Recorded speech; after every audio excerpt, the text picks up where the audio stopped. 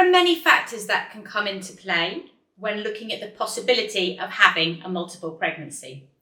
The first I'm going to talk about is the hereditary basis. It is true that in some families, twins seem to run in the family.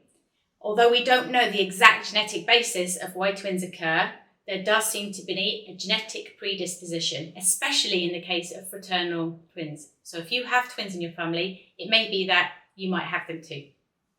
Also, the maternal age can make a difference. If you're over 30 to 35 years old and getting towards the end of your most fertile period, it may be that your body starts to release more than one egg at once, thereby increasing your chances of releasing multiple eggs, 2 or more eggs, which then become fertilized and lead to fraternal twins. Some studies have shown that having an increased body mass index of over 30 may lead to multiple pregnancies, although further research is needed. Assisted reproduction techniques have also led to the increase in multiple pregnancies.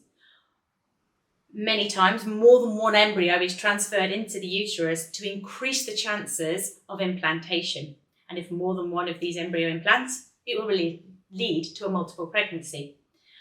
Over time, and with research and development, current techniques allow single embryo transfer, which is allowing the reduction in the number of multiple pregnancies and therefore providing a safer pregnancy for the mother. Some studies have also pointed to the use of contraceptive pills increasing multiple pregnancies.